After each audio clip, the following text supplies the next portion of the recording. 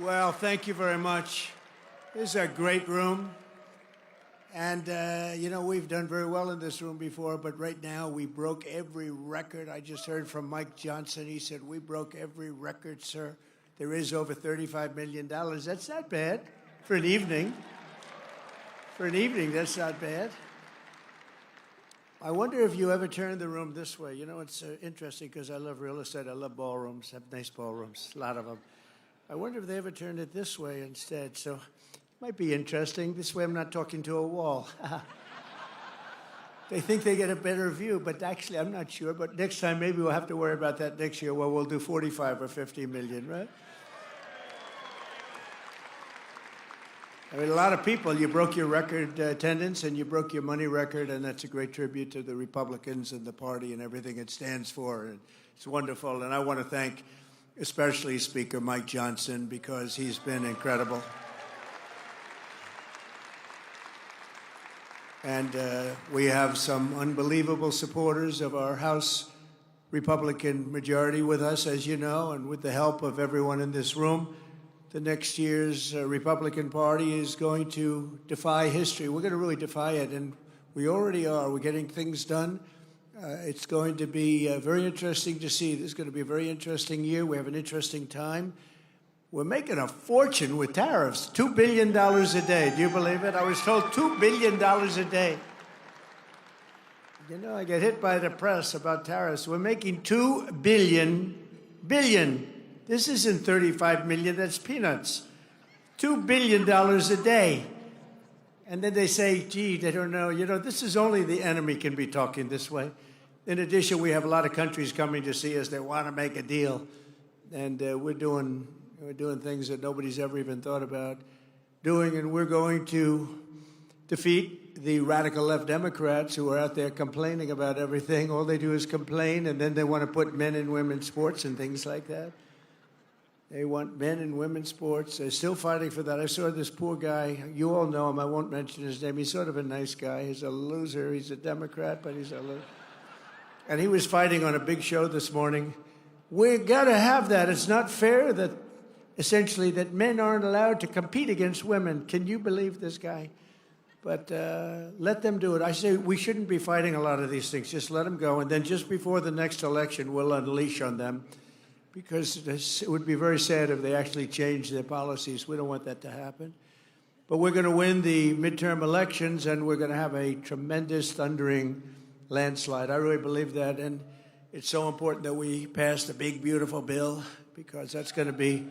And I really think we're helped a lot by the tariff situation that's going on, which is a good situation, not a bad. It's great. It's going to be legendary. You watch. Legendary in a positive way, I have to say.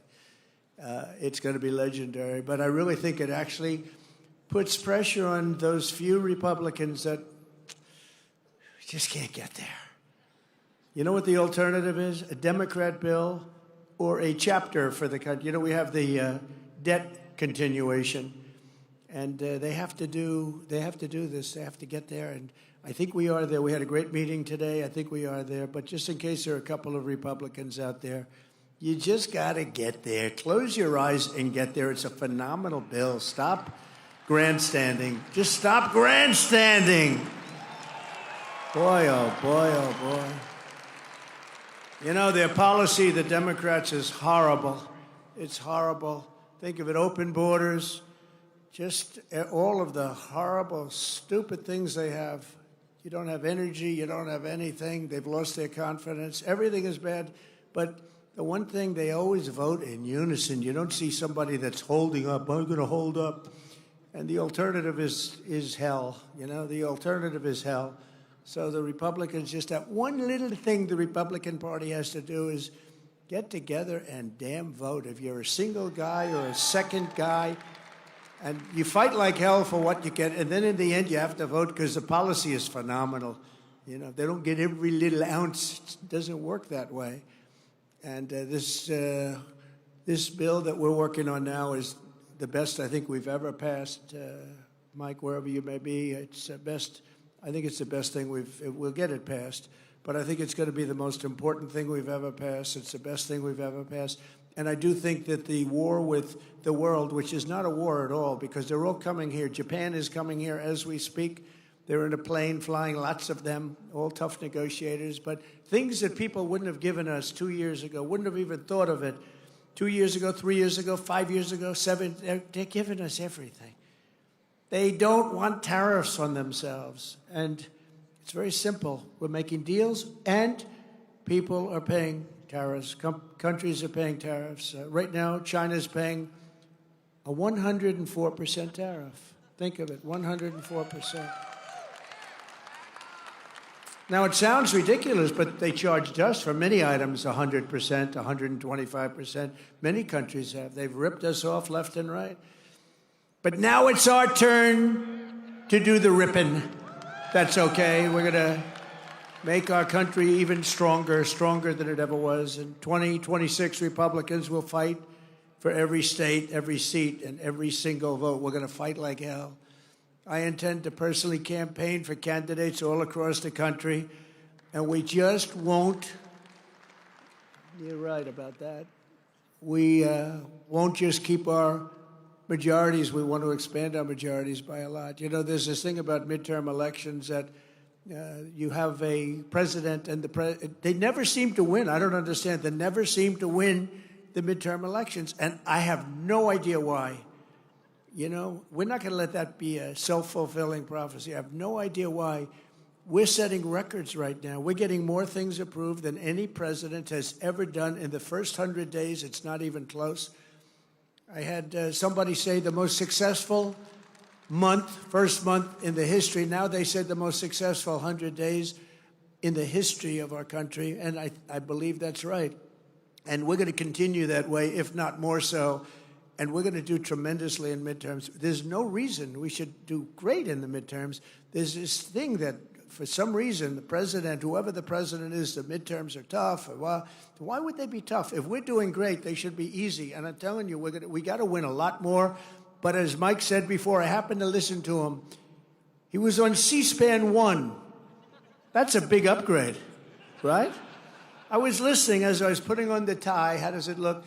He was on C-SPAN 1, and they were talking about that. And I thought to myself, because people love him and they love your leaders, they love, really, the party is just doing well.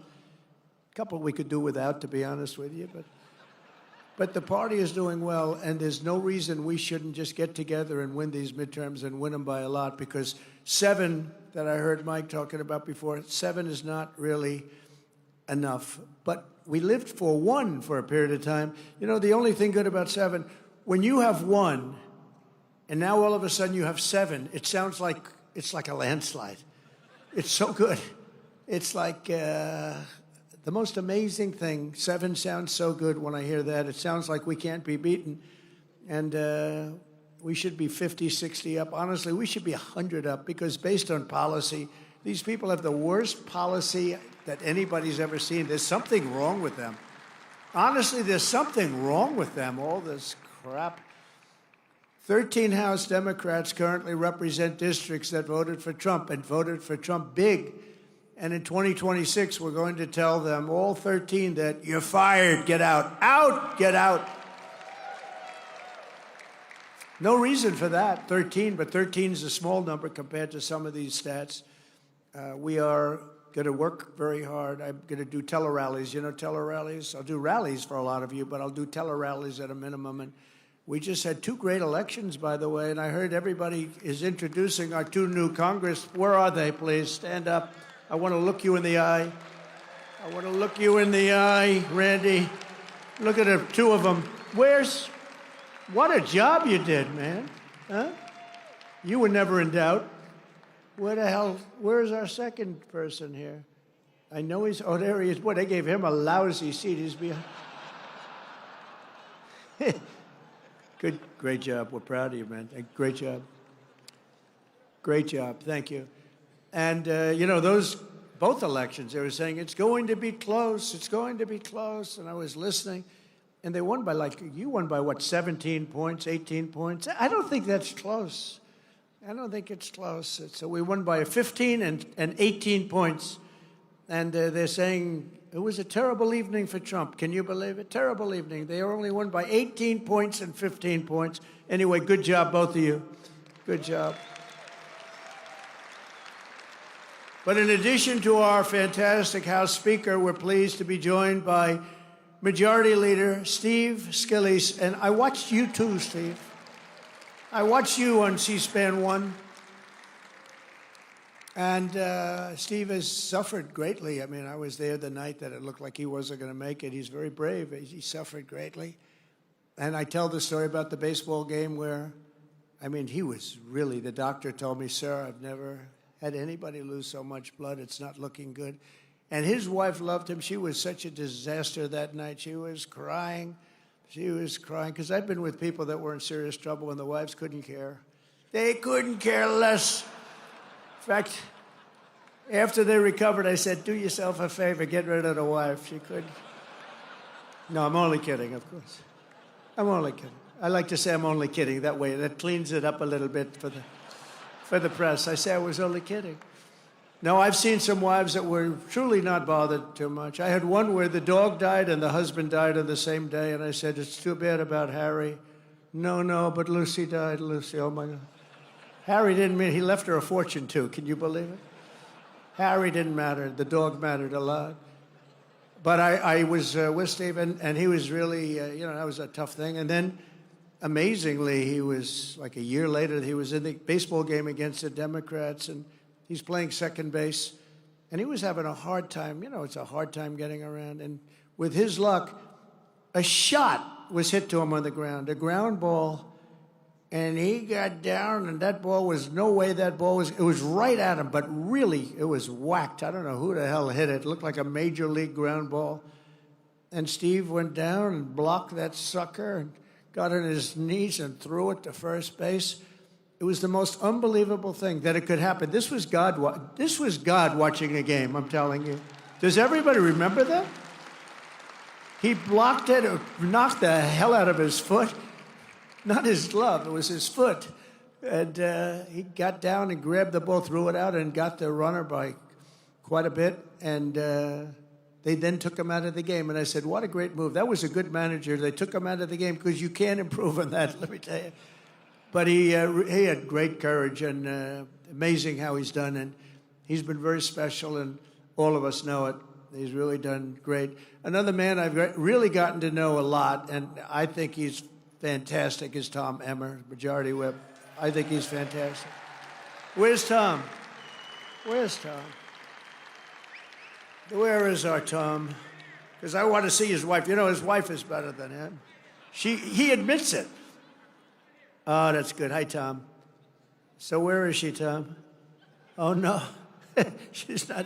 She's home. She's watching C-SPAN. Yeah, I know. Thank you, Tom. Great job you do.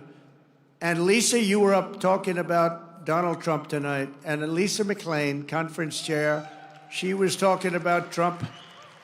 And I appreciate it, Lisa. Lisa, where are you, Lisa? Just like a roast. Thank you, darling. I saw your whole speech. I watched you and Steve and Mike. I watched the whole thing. Then they said, sir, we have to leave. You're going to be late. I said, I want to watch your speeches. And we have Richard Hudson, the NRCC chairman, who set the record tonight. Richard, great going.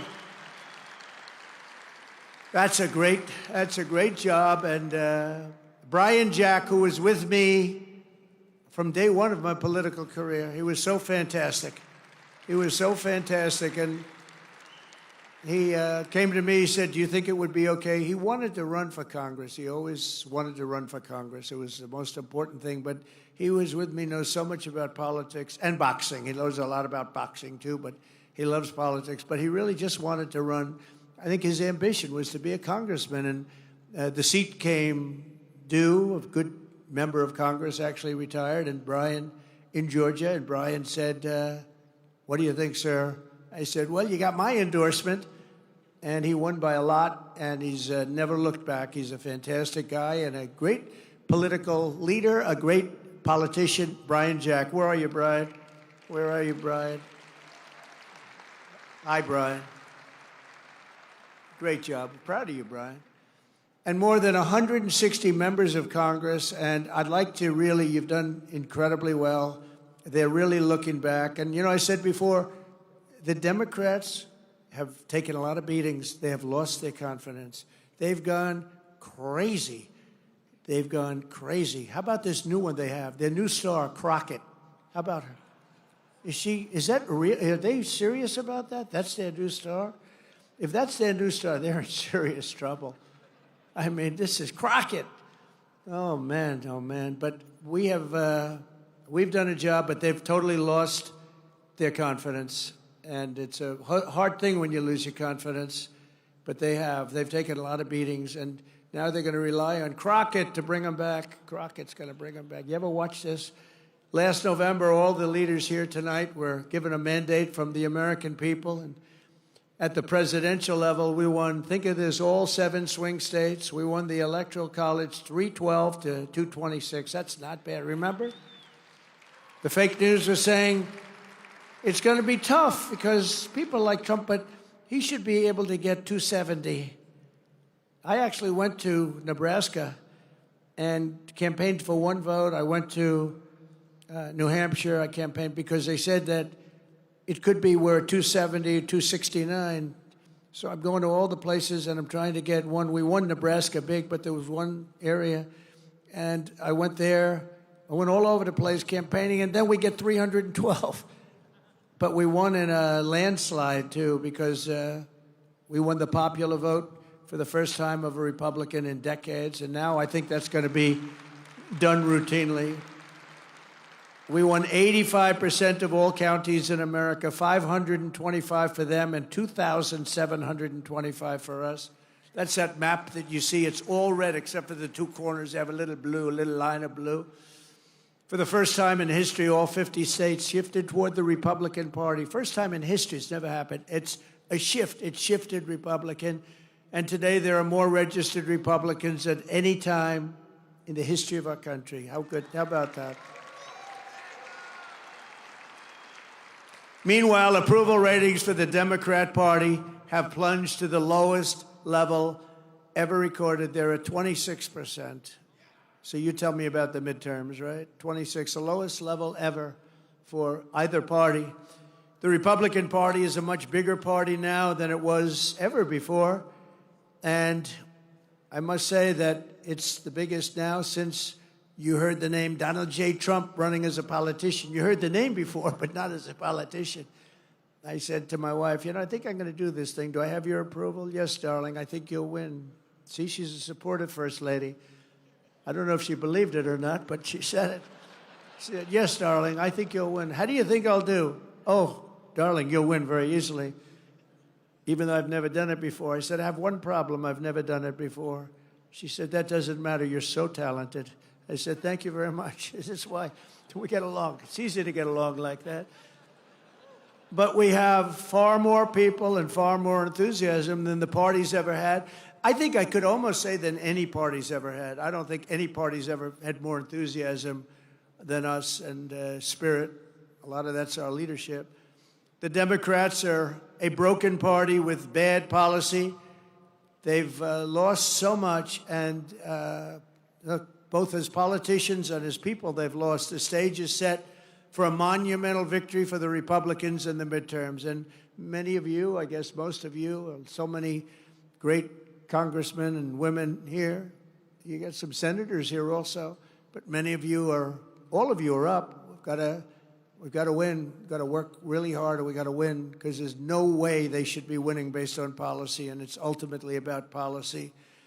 We simply have to keep our promises to the people, and we have to very simply put America first. Put America first. And I said, I ran on common sense. You know, I ran on common sense. It sounds like a phrase that would have been used. I don't know. Nobody tells me it was used in politics before. Now everybody's using it. I see the Democrats, some Democrat guy who was a real sleazeball, got up. He said, yeah, I ran on common sense. That's what I did. Common sense, yeah. And I said, gee, but the problem in politics, you come up with a little slogan and they copy it. But, you know, they copied no tax on tips. Remember, I said no tax on tips. Nevada hadn't been won for many years by a Republican. and state of Nevada, and don't ever call it Nevada. You'll lose 25%. Call it Nevada. It's true. It seems almost nicer the other way. You know, Nevada sounds like Brooklyn. Does that make sense? I come from Nevada, but don't ever call it Nevada. Call it Nevada.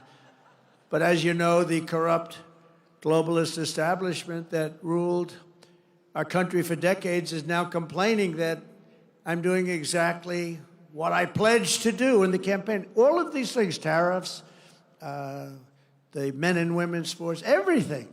The borders, strong borders. We have the strongest border we've ever had today. It was just announced. Strongest border.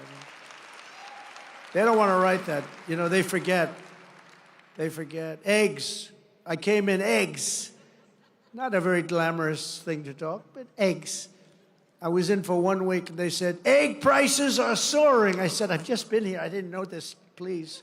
I didn't know it. The fake news, they're going, egg prices are soaring. I said, man, I just got here. You know, let me know about it. What's going on with eggs? Tell me.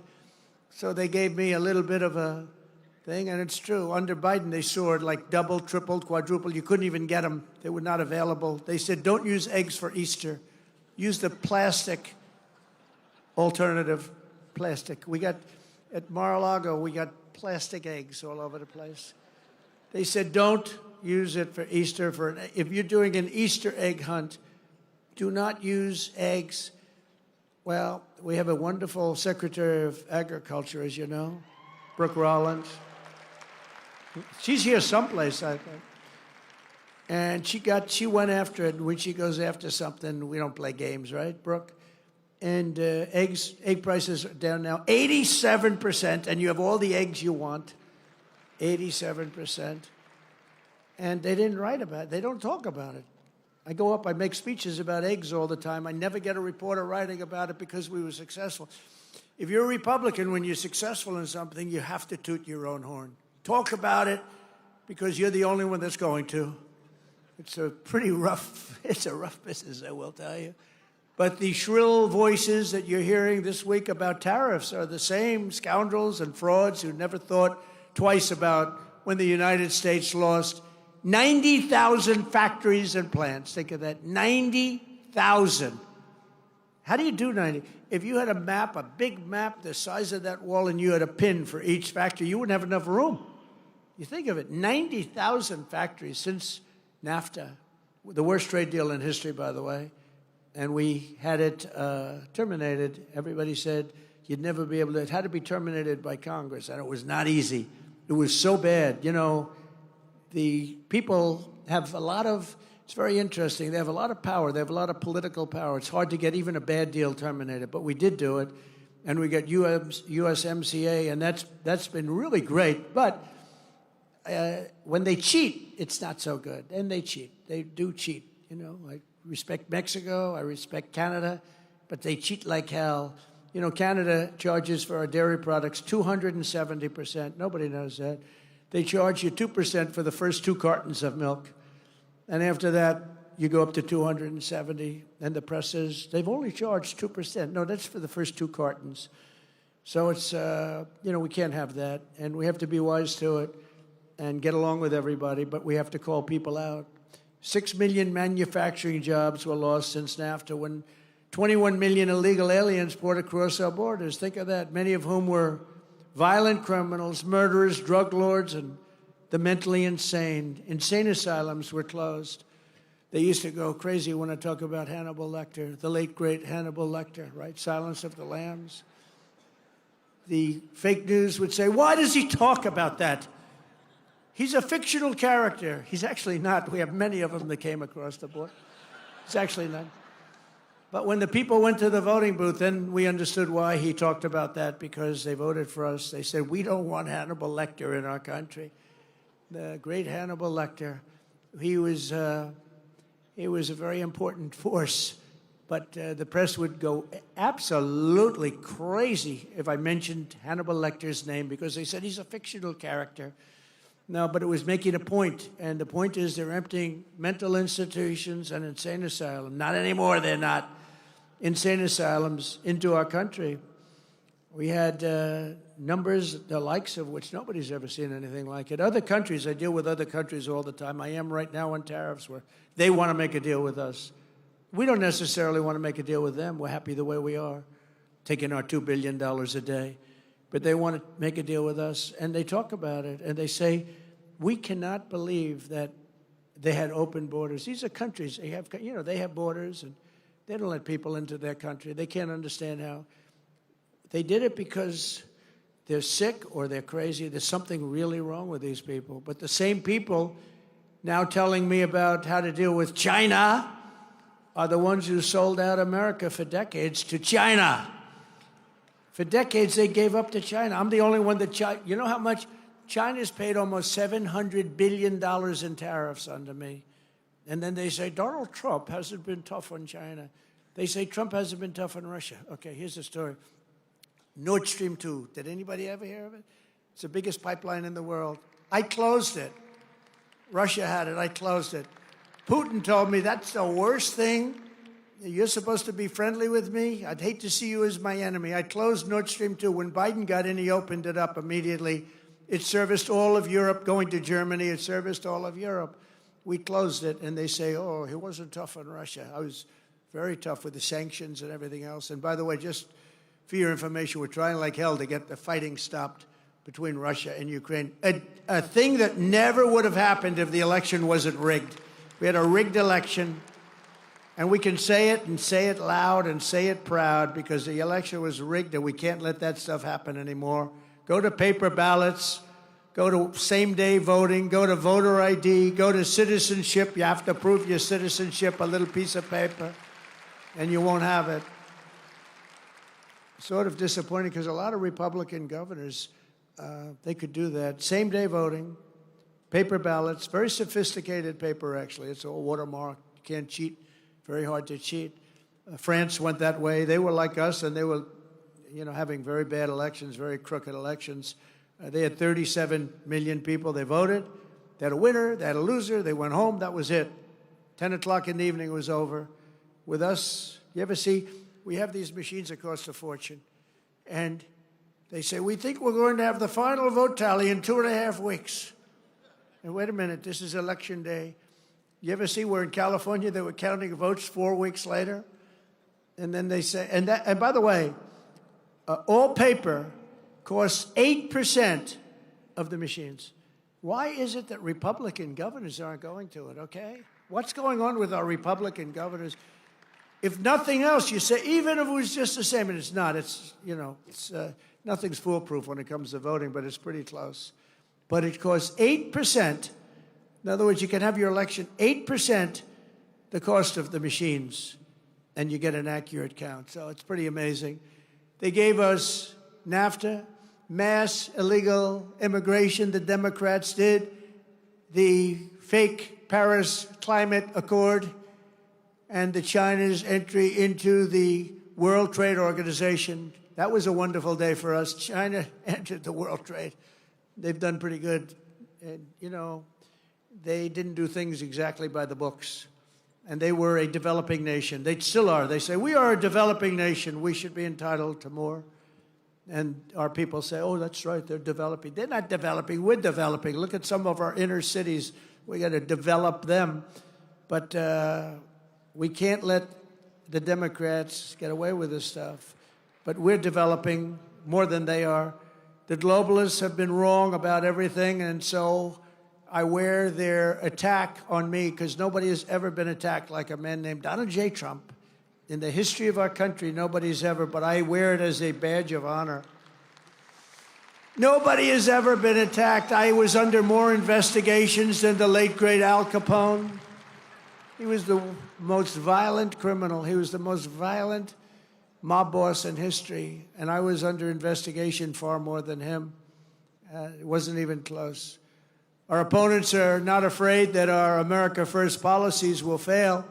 They're terrified that our strategy will succeed and we're going to get bigger and stronger and better as a party, and that's what's happening, and that is what's happening.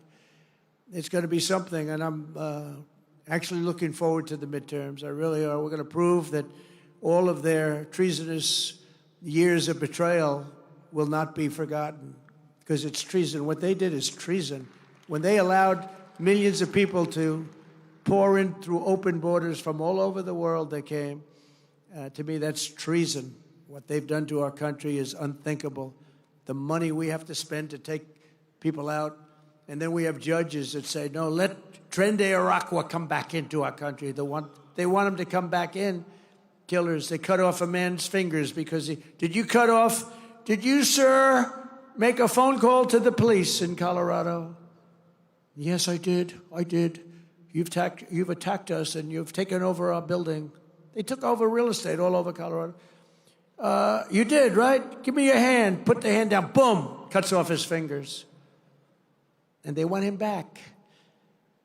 And how about the mix-up with the MS-13, where it wasn't a Tren de Aragua, it was an MS-13 killer. And they said, oh, they got him mixed up. Let's get him back into our country. No, we need people that are going to love our country. I'm proud to be the president for the workers, not the outsourcers. The president who stands up for Main Street, not Wall Street, who protects the middle class, not the political class, and who defends America, not trade cheaters all over the globe. They're trade cheaters. They cheated on us. They cheated with tariffs on us. They stole our money. They stole our jobs. And now people are going around saying, oh, we're not treating them right. No, we're treating them very good, actually. They're lucky we're treating them so good. And, you know, when I have tariffs and I say, well, we're going to charge what they did. We're going to charge what they did. And then I say, I'm going to charge much less than they did. Believe me, we're actually being nice about it. But we're doing very well, better than we've ever done before. My job is not to maximize the profits of outsourcers and these foreign corporations are horrible. It's horrible what they're doing, but we're catching them. We're catching them by the dozens. My job is I have to defend the American dream, and I have to defend the American citizens. That's my job. I have to defend that. The American dream is never mentioned. It was mentioned for 4 years, and now it's being mentioned again, but it was never mentioned when we had Sleepy Joe in office. I used to have the hardest thing I had to do with Joe Biden is the nickname. Do I call him Sleepy Joe or Crooked Joe? Could we take a vote, please? Who wants to call him Crooked Joe? Who wants to call him Sleepy Joe? That's my problem. It's like the same. They both work. They both work beautifully. Joe had one ability that I didn't have. He said he was a good golfer. He's terrible. Somebody said the only time I got angry during our debate when he said he was a 6 handicap. He's not a 6. He's not a 36, okay? But he had one ability that I don't have. He was able to go to a beach, bathing suit in tow, because it looked like it was actually falling off. But he'd go, had a hard time walking through the sand because, sand is heavy on your feet. Carrying one of those 6-ounce chairs that are made out of aluminum that if you weigh a little bit too much, it just cracks in the middle when you sit down. And he could sit down in a beach with photographers on the beach. He's the president, so he had a minimum of photographers, but he still had photographers. And he could fall asleep. Who the hell could do that? Who could fall asleep? And he'd turn around and drool would be coming out. He didn't care. His wife didn't care. It's an ability that I could never fall asleep under those circumstances. I'd be very conscious of my body and what we look like. I'd be sitting up like this. Then I'd say, darling, it's time to go. Let's get out of here. Well, it wouldn't most people.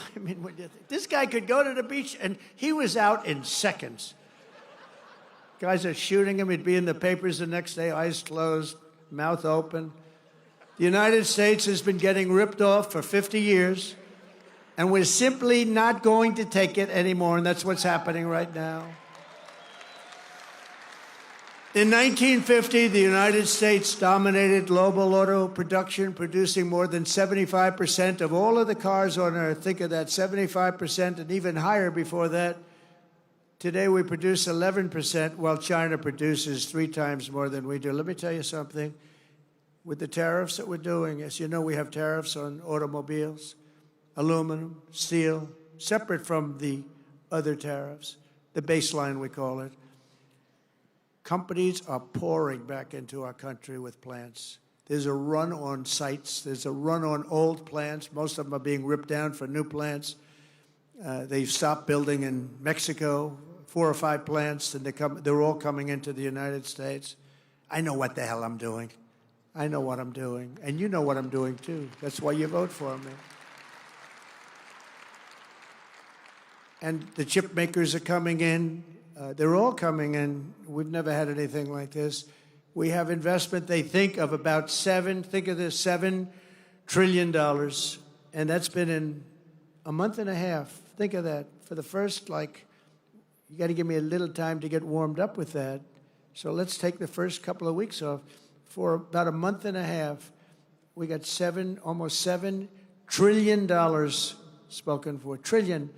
We've never had that. I don't know if we've ever had it at any time, but if you go back and look at Biden and these other campaigns, any of them, they didn't have those numbers for the year. These are the biggest chip makers in the world, the biggest auto manufacturers in the world. $7 trillion of investment, and that means jobs. I look at it differently, not investment. I look at it as jobs. And they're coming in at levels that we've never seen before. And it is true that Mexico, they've stopped building plants, and those plants are now going to be built in the United States of America. So it's pretty exciting. All because of 2 things. They say, they want to be nice to me. They say, sir, because of November 5th, the election, and because of tariffs. I said, in that order? And the smart ones say, yes, sir. First was that you got elected, and second was tariffs. And I'll accept that, But I will tell you, because of tariffs. But I'm the only one that would have done the tariffs, because everybody was afraid. They were afraid of being criticized because the globalists will go after you. For 7 decades, American ships have patrolled the seas. American troops have kept the pace and peace. And American wealth has enriched the globe. But despite all we have given to them, you will not find an American car in Berlin, in Tokyo, in Seoul, in Shanghai, not a car. I used to say to Angela Merkel, Angela, how many Chevrolets do we have in Berlin? Why, none, Donald, none. That's right, Angela, you got it. How many Chevrolets do you think we have in Munich, Angela? None, Donald. I said, you sent us 7 million cars last year. So we're going to start buying American-made cars or cars that are manufactured in America. And if you can do it, not part of what I was going to say, but one of the best things that I think I've come up with is interest deductions. If you buy a car that's made in America, you get an interest deduction on the money you borrow. And I love it. I hope you can do it, Mike. I hope you can do it, because I haven't bugged you about that. I've been talking about no tax on tips, no tax on Social Security, no tax on overtime. And I haven't really been as strong on this one, but it's only because it gets a little bit long, But if you think of it, you buy a car, you borrow money, and you get a deduction on that money if the car is made in America. I'm thinking that will not cost you 10 cents. You'll make money with that one. I think you'll make money actually in a certain way with the other 3 also. I think they're very important, and they were part of our campaign. I was going to say before that in Nevada, that when I came up with the no tax on tips, I think that's why we won by a massive amount. And interestingly, they came up about a month and a half later. She was making one of her few speeches. She didn't speak too much for a reason, good reason. She was making a speech, and in the middle she said, oh, and by the way, we will have, everyone's falling asleep, we will have no tax on tips. The place booed the hell out of it. They said, you're a little late on that one. Because I was worried they'd copy me. It was so good. You know how it actually happened? Maybe I should tell the story quickly. I was in my building in Las Vegas. We have a great restaurant there. And this young, beautiful waitress, and you're not allowed to say beautiful because that's the end of your political career. If you call a young woman beautiful, that's the end of your career. But what the hell? She was beautiful. So she came up to me. And she said, hello, sir. It's so nice to have you at the hotel. I said, thank you. I had a group of people. Some political people, actually. It was very interesting. And I said, how's everything going? She said, oh, it's so tough. They're after my tips. Who's after? The government. They're after my tips, constantly after my tips. They're after all of us for the tips. She said, "Sir, we should have no tax on tips." I said, "Say it again." "What?" "We should have no tax." She said it. This was my consultant, a waitress from my hotel. Most people go out and spend millions of dollars to come up with an idea. I said, she just said, "No tax on tips." That's the coolest thing I've ever heard. So I went outside. There were a lot of, we finished our wonderful meal, steak, went outside, and there were a lot of cameras, as there always are, unfortunately. I say, "Ladies and gentlemen, we're going to have a new policy all over the country, but specifically in Nevada. There will be no tax on tips," right?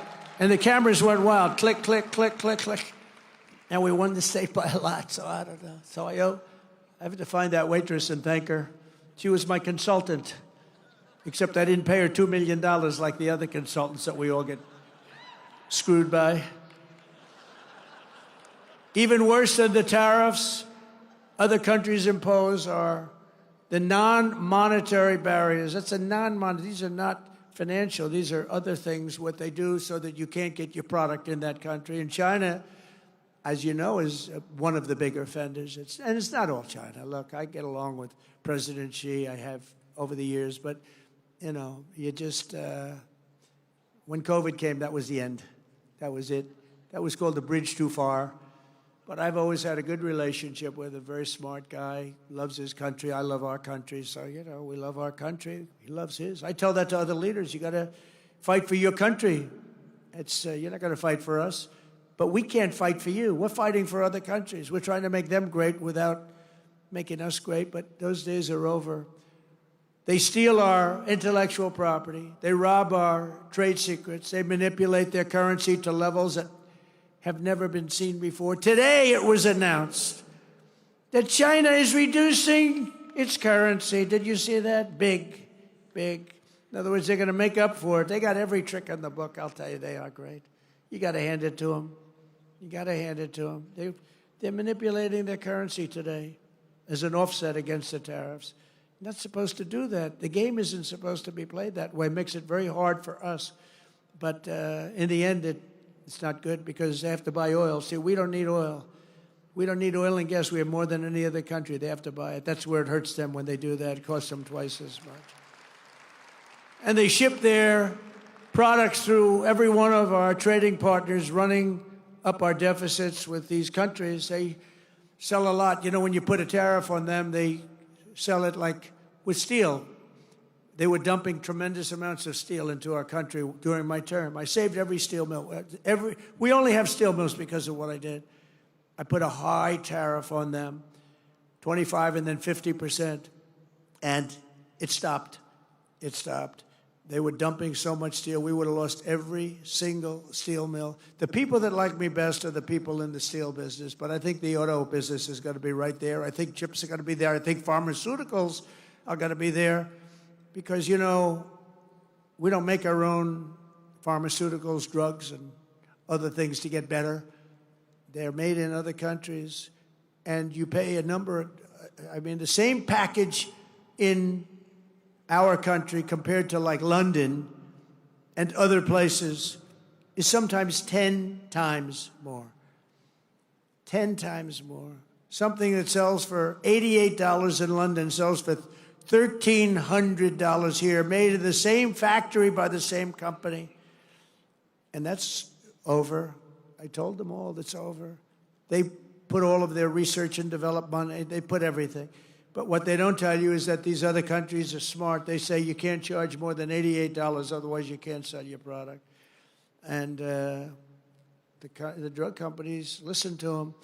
But we're going to do something that we have to do. We're going to tariff our pharmaceuticals, and once we do that, they're going to come rushing back into our country because we're the big market. The advantage we have over everybody is that we're the big market. So we're going to be announcing very shortly a major tariff on pharmaceuticals, and when they hear that, they will leave China, they will leave other places because they have to sell. Most of their product is sold here.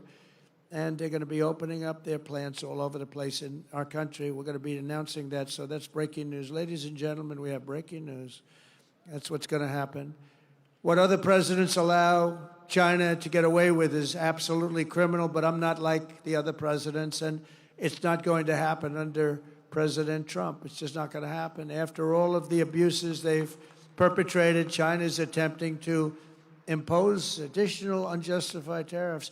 Just so you understand, they all got rich because of tariffs. You know, now when we do it, oh, it's so terrible what Trump is doing.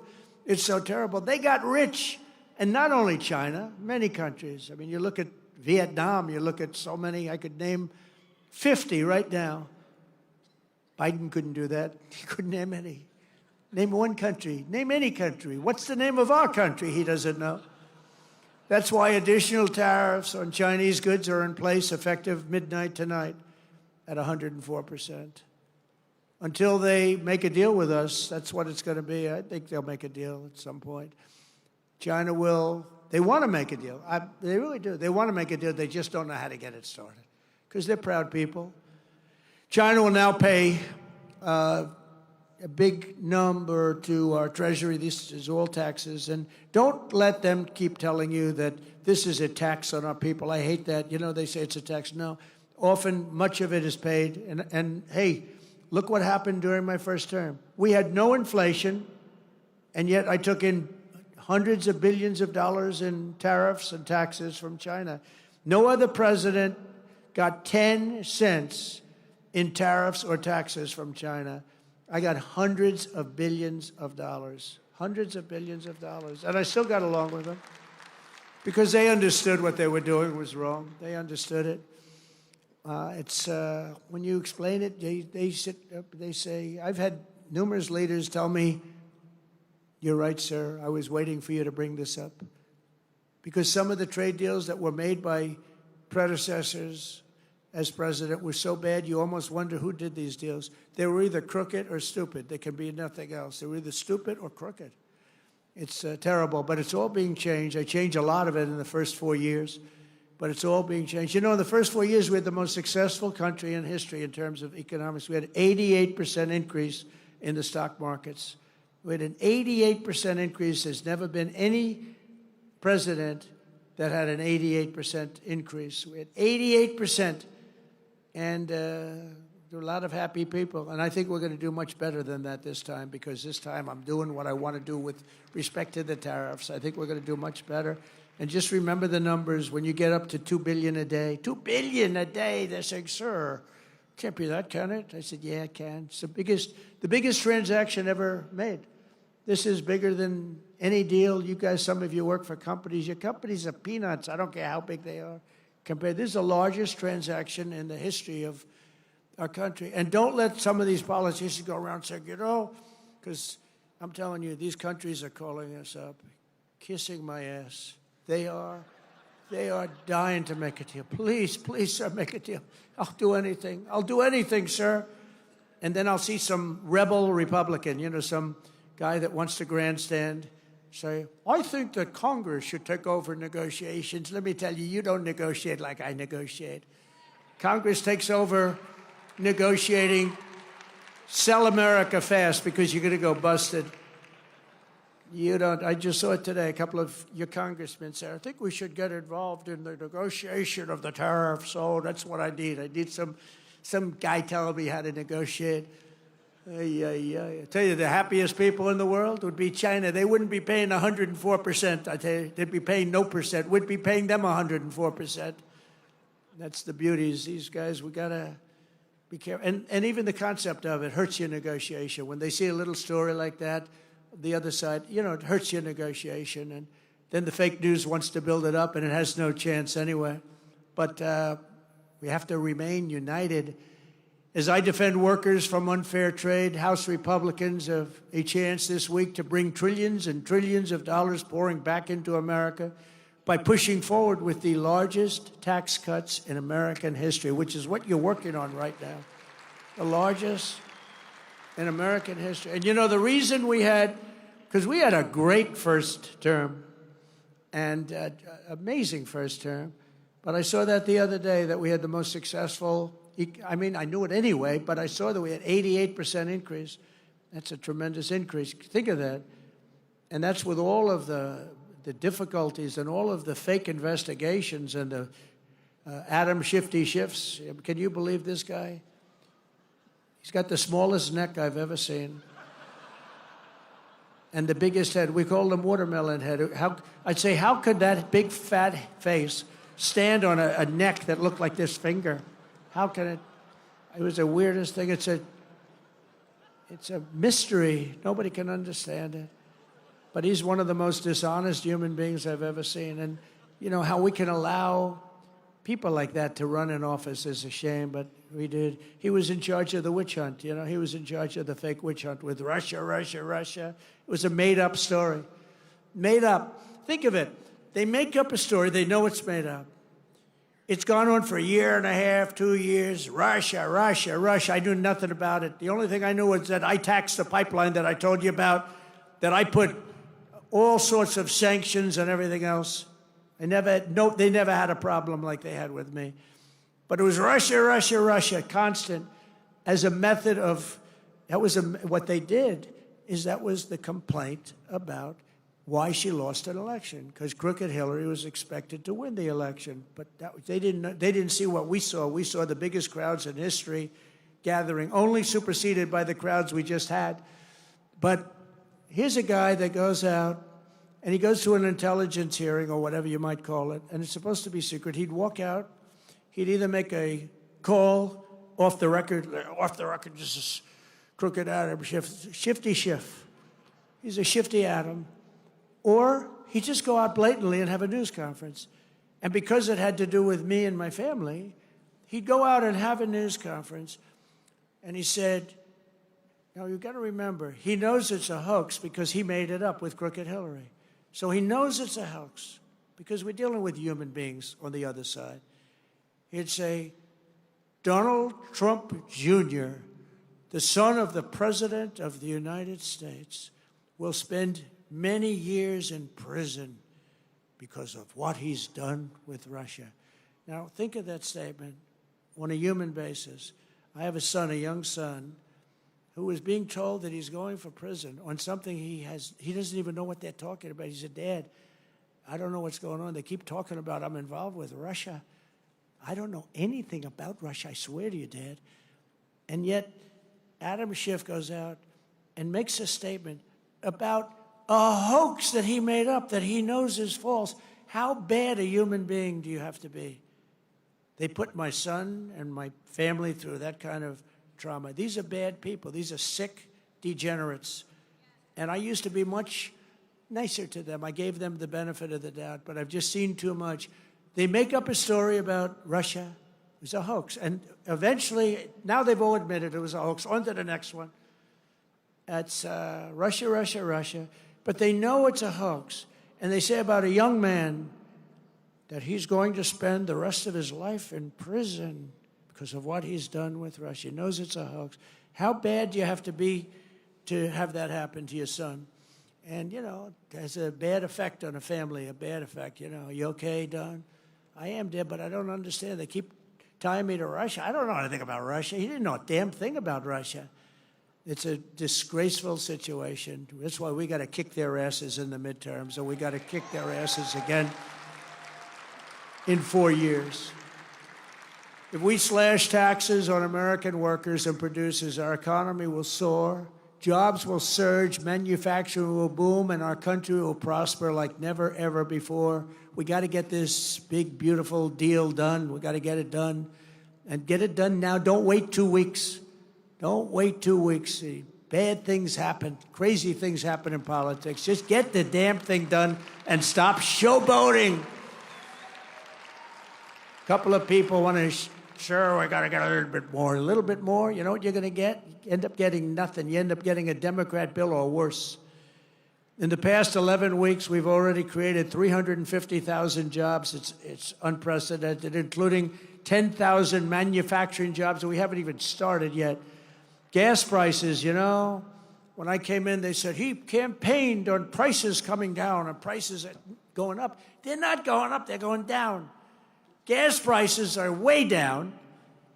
In fact, they had something $2.50 a gallon. I saw on television a little while ago in between watching my great friends on C-SPAN. I saw that the prices are down to $250, $260, $275. It was, when I came in office, it was $350, $375. But prices are coming down. Prices on groceries are coming down. Prices of eggs are down like 87%. 87, you know, they got me with that. I told you. Before I even got in office, they were telling me about it. They're down close to 87%.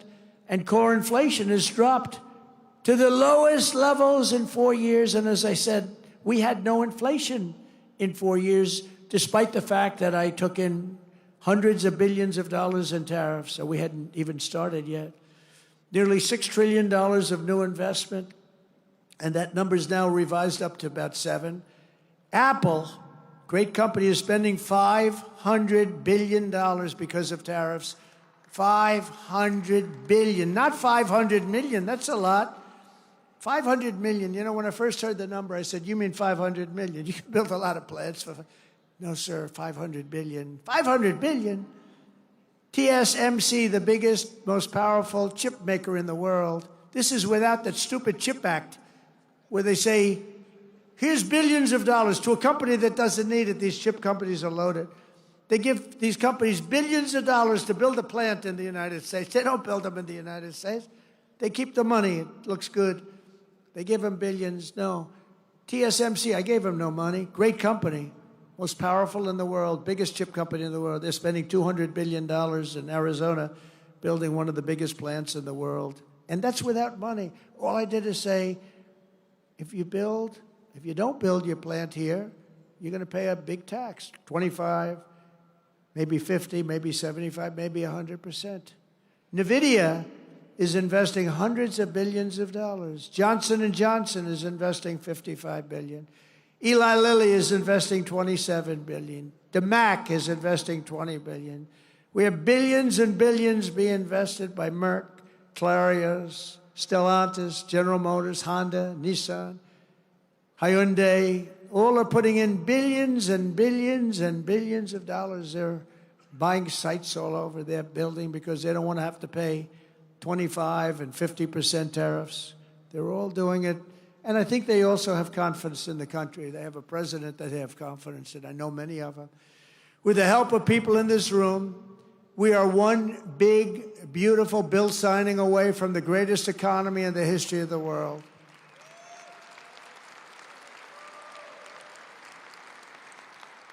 And it's an overhang. You know, this bill's an overhang because if it doesn't get signed, we will have imposed the biggest tax on the people of this country in our country's history by 40%. Biggest tax, because we gave you the biggest tax cut in history. Now we're giving you another, which is one of the reasons that there are many reasons why we were so successful. But that's one of the big ones. The other one is that 1 year deduction, all in 1 year deduction, so big, and I know they're working on that, the big deduction. It makes people invest. But now we're working on something that's going to, I think, blow it away. This bill is unbelievable. It's going to bring a lot of money back into our country. But if we don't do it, it's going to be a disaster. And you just better hope that people believe that it was the Democrats' fault, because, you know, they're very good at saying it was our fault. It'll be the biggest tax increase in history. And all my life as I watched politicians, I wasn't a politician, but I watched them and I contributed to them a lot, contributed a lot of money over the years, but I watched it. But all my life, I'd hear politicians saying, we are going to give you a tax cut. I will cut your taxes. We will cut your I never heard. They're the only party that says, we are going to increase your taxes. Vote for me. Who the hell ever heard this? Only these people. We're at a strange time. These lunatics go out and they tell everybody how you're going to have a big tax increase. So maybe they want the bill to fail so that we can have a tax increase. Maybe they'll take credit for it. But I've never heard that said. I've watched politics all my life. I've never seen politicians campaign on, we're going to increase your taxes, except these crazy Democrats. As part of this legislation, I am committed to spending cuts, and I will fight hard to include the elimination of hundreds of billions of dollars in waste, fraud, and abuse in the bill. We've already found hundreds of billions of dollars through Doge, and Elon has been terrific. He's been really terrific. But we've found hundreds of billions of dollars of waste, fraud, and abuse. But now We need to get the budget resolution, and we have to get it passed. The Senate, we have to bring it through the House. It's going to pass in both. One thing I'll say is that Thune has been great. John Thune has been great. And he's worked with your great leader hand in hand. Those two bills are coming up together, and they're very similar. And I didn't know if that would happen because you have a lot of different rules, procedures, complicated stuff. But Mike has been amazing, and John Thune, and they've worked like amazingly well because they've just been going on at the same time. And we're ready to get this thing done and beyond and get rid of the debt hangover ceiling that's a disaster for our country and for everybody, and to give people the biggest tax cuts they've ever had, because we're going to add them both up together. It'll be the biggest tax cuts. It'll blow away the tax cuts that we got them 4 years ago. If we follow through on this agenda, we will be rewarded with a phenomenal economy and a massive victory at the ballot box in 2026, because we will have a record of triumph like no president has ever had, like no Congress has ever had. They will not be able to even touch your seat. Your seat is secure, and we'll pick up 40, 50, or even 60 seats, and we'll have something that's going to be smooth sailing for years to come. If we don't get it done because of stupidity or a couple of people that want to show how great they are,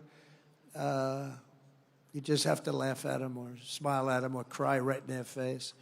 In less than 3 months, our new administration has already accomplished more than most administrations achieve in 4 years or 8 years, and everybody says it. And we have to have this stuff documented and approved. In a matter of weeks, we've achieved the lowest level of illegal border crossings in American history.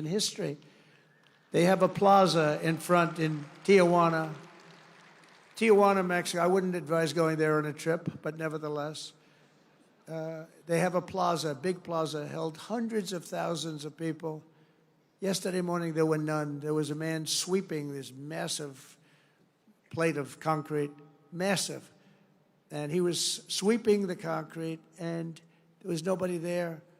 During the same period last year, Joe Biden released more than 184,000 illegal aliens into our country. Think of it. Many of these people were from jails and mental institutions, as I said. Since my inauguration, we've released a grand total of nine. And they were all, in all cases, medical emergencies. We did that for medical emergency reasons. Last month, we officially designated Tren de Aragua, MS-13, and the Mexican drug cartels as foreign terrorist organizations. And thanks to the Supreme Court yesterday, and today we had a big ruling, too. We had a very big ruling today. But we will continue to deport these monsters under the Alien Enemies Act. Think of that, Alien Enemies Act. Can you believe it? All things we wouldn't have had to do if the election weren't rigged. Now, in reconciliation, we need Republicans in Congress to give us the full funding to permanently secure the border and to carry out. That's part of what we're asking for. Who could fight that? We want to permanently secure. Without a border or without fair elections and without a good press, you don't have a country. Well, we have a lousy press. We now have a good border. And we're going to get good elections pretty soon. There's a lot of clamor for it. I think it's something that you should work on. You should go out and put a bill in demanding. You demand. You know, because the states are just an agent of the federal government, of you. You ought to demand paper ballots. You ought to demand one-day elections. You know what they do when it's longer than one day? All of a sudden, well, we're fixing the room up. Move those boxes. We're putting an air conditioner. Oh, really? We'll move the boxes back in a few days. Well, we're painting the room. Please move the boxes. And you notice the boxes go out, and then they move back in about half the number. Oh, it's so sick. One-day election. You don't need any more than that. One-day election, paper ballots. I think you should put a bill in. I mean, I don't know. Who's in favor of a bill? Who could not want it? Who could not want it? But I think you should do a bill in that. I think it would be so popular. And more importantly than popular, it's so necessary. You have to have great elections. You have to have fair and free elections. And you've got to have borders. Otherwise, you don't have a country. To quickly bring down the cost of energy and lower the price of everything on day one, I declared a national energy emergency to drill, baby, drill. We're drilling. Oh, we're drilling. I withdrew from the unbelievably expensive for us, the Paris Climate Accord. So we were paying, it would have cost us $1 trillion, $1 trillion. China doesn't come into it till like 2035. Russia's based on a 1992 standard when the air was dirty. India was based on a very low standard. Except the United States, we had to pay immediately. We would have spent trillions of dollars on that scam. And it sounds so nice, the Paris Climate Accord. What a beautiful name. Isn't it beautiful? It was a ripoff of the United States. Well, don't forget, I'm negotiating with these people, but if you really look, the European Union, why was that set up? It was set up to screw the United States of America. They formed a group of countries, got together, and let's make life miserable for the United States of America on trade and other things, and they have done that. They've done that. They've treated us very badly. We don't sell cars into the European Union. They won't take our agriculture. They want their own, but we take their agriculture, we take their cars by the millions. I terminated the Green New scam, one of the great scams, one of the great hoaxes in the history of our country, only superseded by Russia hoax. I canceled Joe Biden's insane electric vehicle mandate where everybody had to have an electric vehicle in a very short period of time. Everybody was forced to have an electric vehicle. They built some power stations in the Midwest. They look like gas pumps with electricity, right? They spent $8 billion, and 4 of the 9 of them don't work. 4 of 9, they built 9 or 8, but half of them don't work. They spent $8 billion bringing the cables, bringing the wires. What a great investment that was. Billions of dollars they spent. Now people can go out and buy a gasoline-powered car or hybrid. They can buy whatever they want. We don't want hydrogen because they have some big problems. They blow up, and you never see who is driving the car. You're not recognizable. That's a big problem. They were telling me about, sir, I'm really liking hydrogen cars. I said, but isn't there a problem? Yes, they tend to blow up on occasion. I said, how bad is it? Well, we found body parts 250 yards away from the car. We think it was Mr. Jones, but we're going to go to see his dentist and see if we can. So if you have one of those incidents, let's forget it, right? It's a bomb. It's a bomb. I don't want him to work. I actually said, don't work on it. Between that and windmills, you can have windmills too. Most expensive form of energy ever. Anybody have a windmill by your house? Congratulations, you'll never sell your house. And today I signed historic executive orders to unleash coal production to the highest levels ever.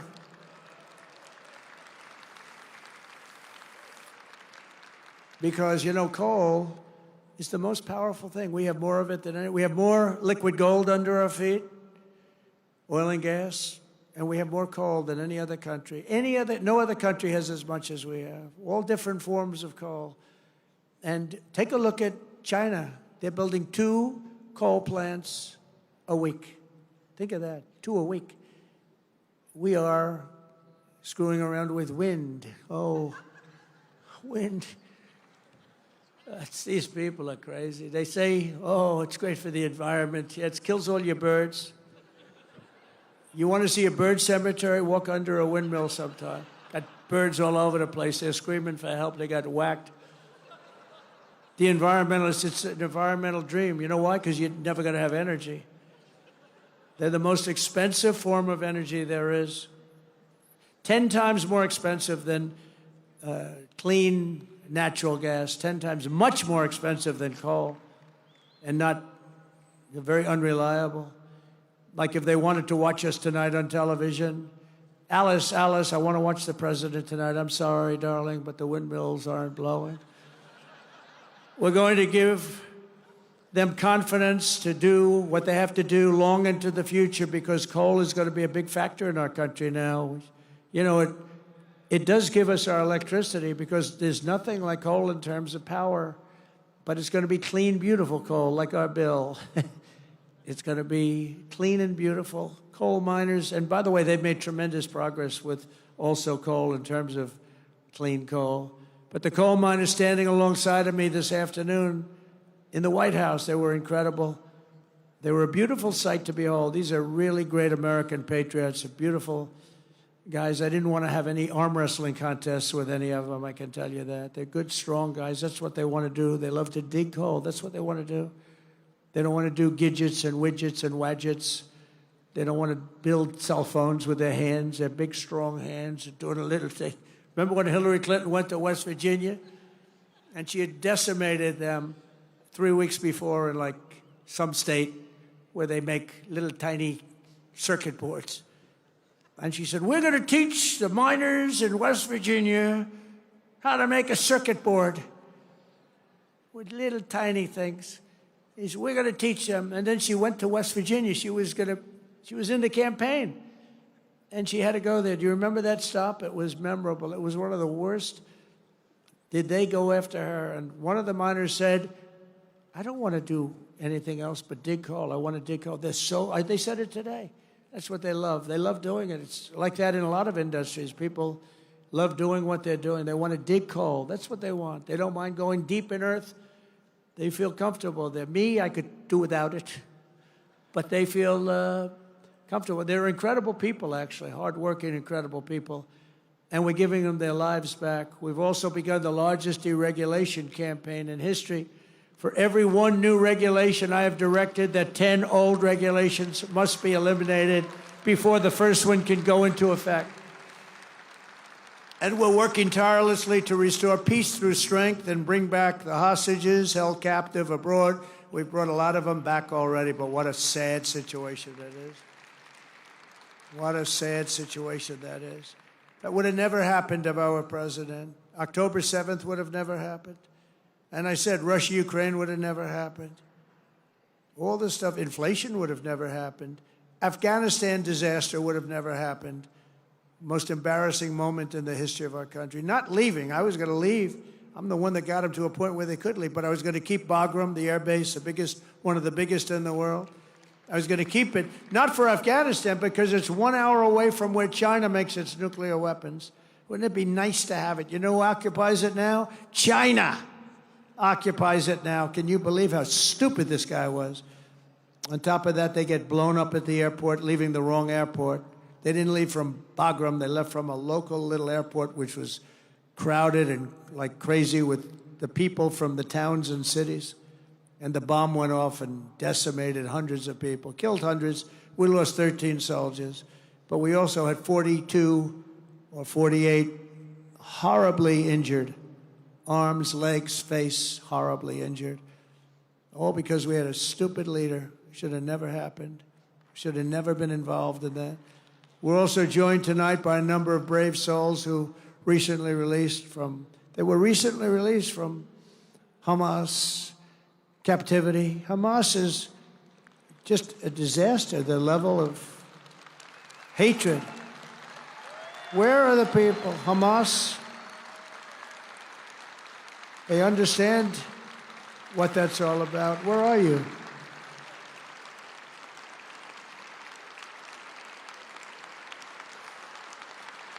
That's great. How does it feel to be out? How does that feel to be out, huh? You want to come up here for a second? Come on up here. Come on up here. Come on up. Yeah, let them up, please. That's great. That's great. I'll tell you, these people, what they had to go through. I had 10 hostages in my office 2 weeks ago. What they had to go through is just horrible. Come on up. That's great.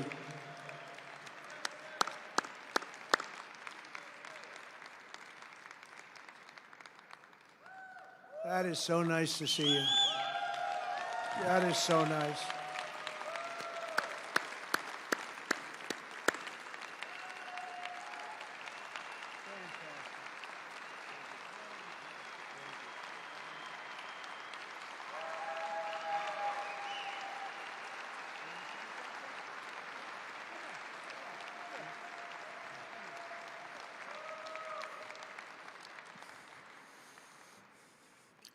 Thank you. Thank you very much. President Trump, I'm here and I'm alive. President Trump, you saved my life.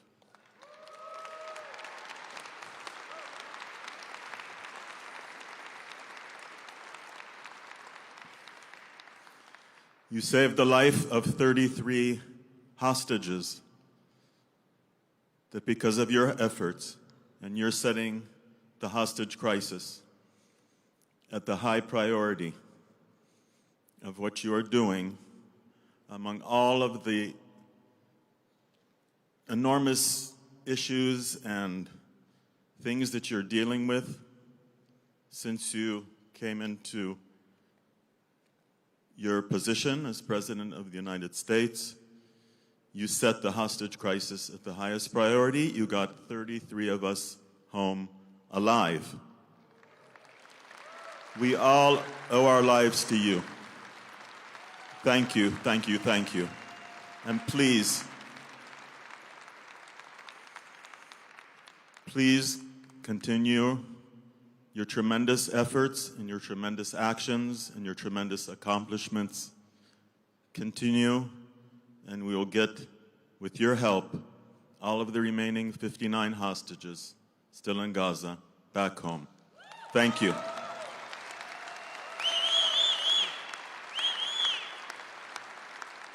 Thank you, President Trump, for bringing my Keith home.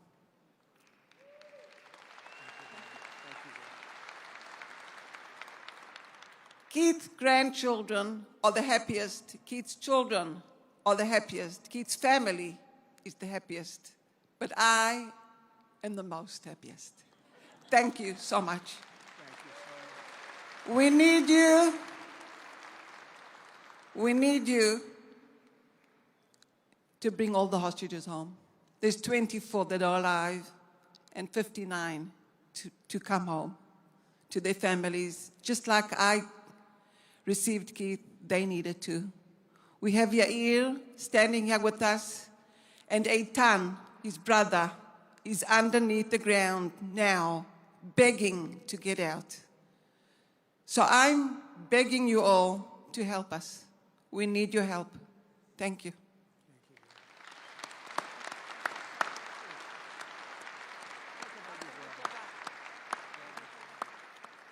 So, my name is Yair. I've been in hell for 498 days. I've been held in hell with Hamas terrorists.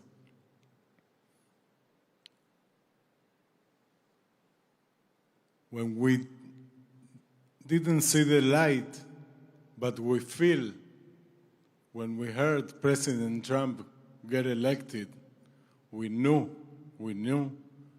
there is now someone who makes the things happen. I'm sorry about my English.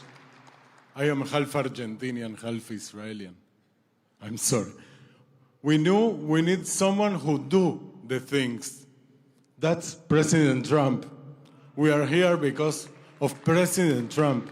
Thank you.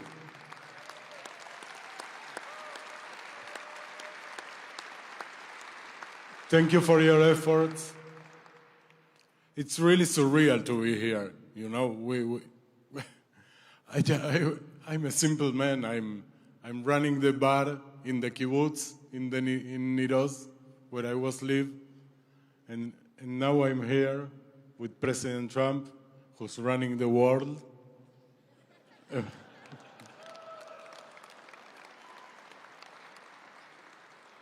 We are thankful. We are really thankful, but humbly we ask for more.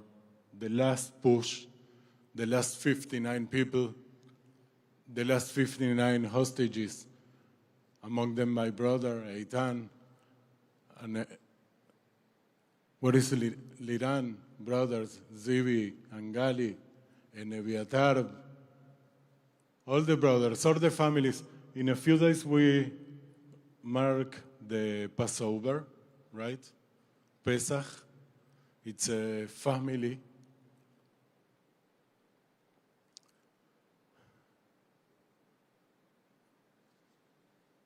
Family time.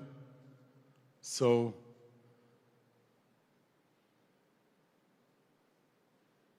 I expect that in the next Seder,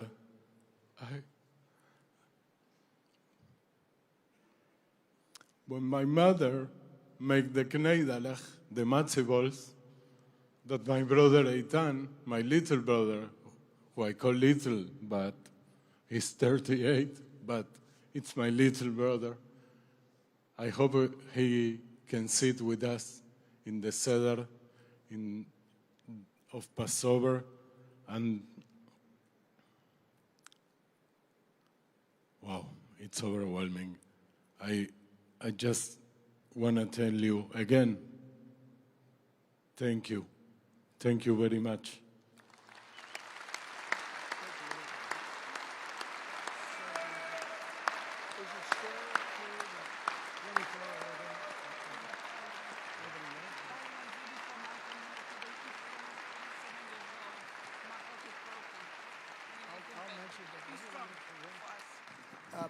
I just want to say, I said, of the 59 people that you want to bring home, how are they and how are they doing? Do you have any idea? Because they left that whole scene not long ago. And they said, well, of the 59, 24 are living, the rest are dead. I just heard that.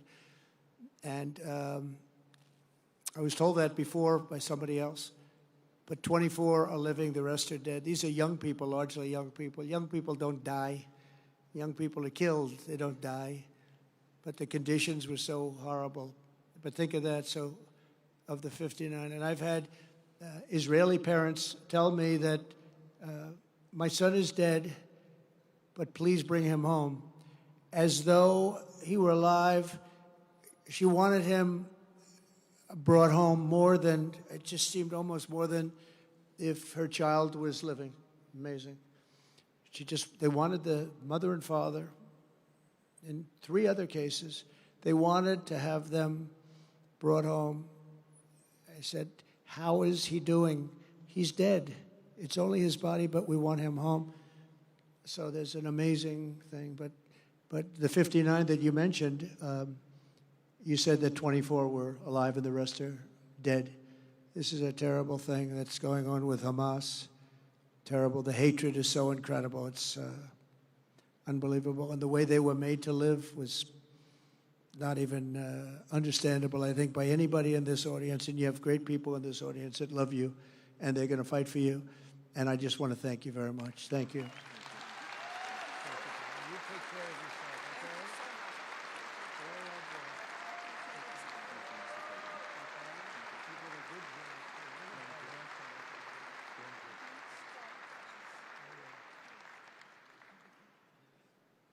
Thank you very much. Thank you. We'll get him back. Be careful.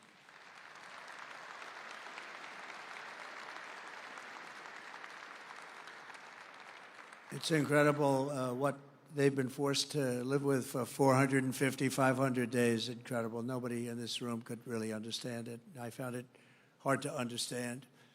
But we'll not rest until your loved ones have been returned home, and hopefully we can do it the right way.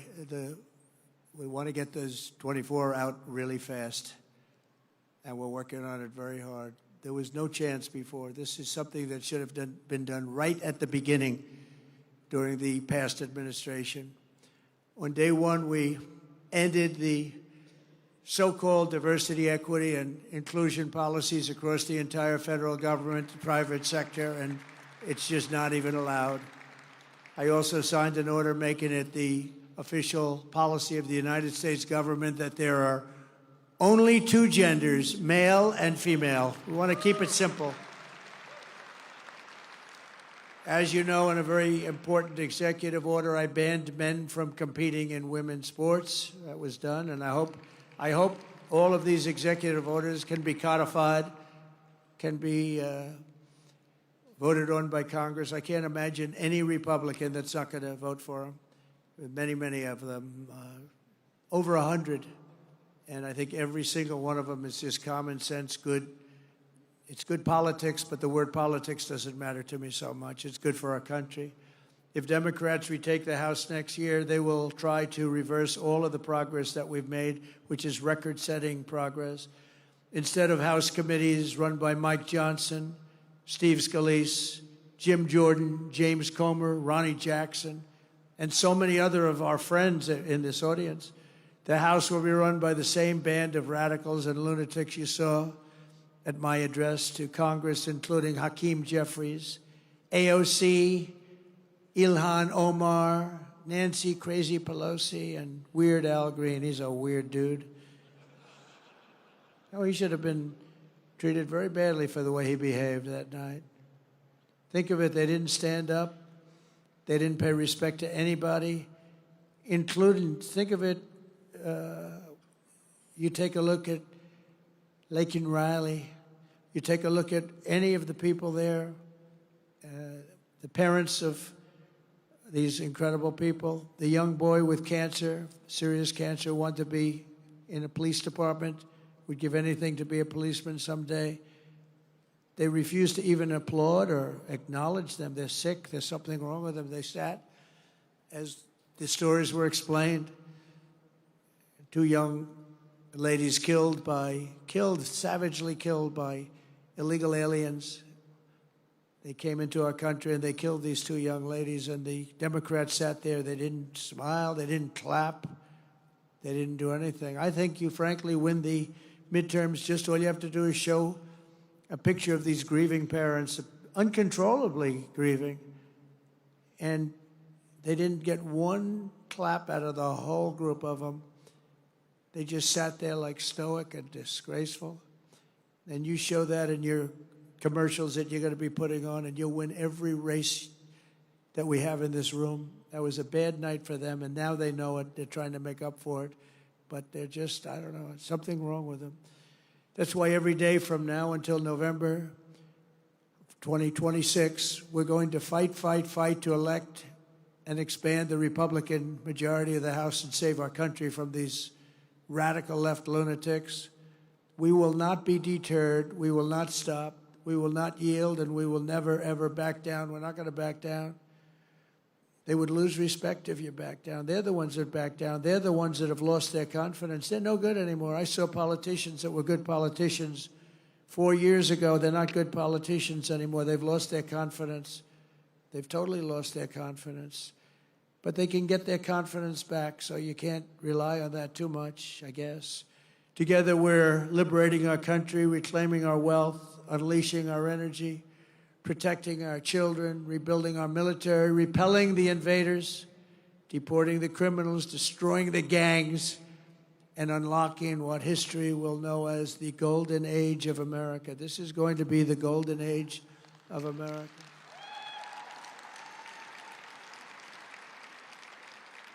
With your support, your commitment, and your help to elect more Republicans, we will finish the job that we have really brilliantly started. It's been a brilliant period of years, and we go back to 2016. It was brilliant. Then they stole it from us by illegally rigging the election, and we did great in that election, but we had to write it off, and we all went through hell. I went through hell in particular. Indictments. What we had to go through was hard to believe. Impeachments, 2 impeachments over nothing, over a phone call that was perfect. They knew it was perfect. And they found out after they realized that the calls were essentially taped by the government because you were talking to a foreign leader. And when that was played back, they didn't know what the hell to do. But they went forward with it anyway because they're sick people. The American dream will come roaring back in our country. Together, we're going to make America greater than it's ever been before. And I just want to thank you and congratulations on your record evening. And I'm with you all the way, and I'm going to be campaigning with you, and we're going to win like we've never won before. And thank you to your leadership. And Mike, great job. You're doing a fantastic job. Thank you all very much.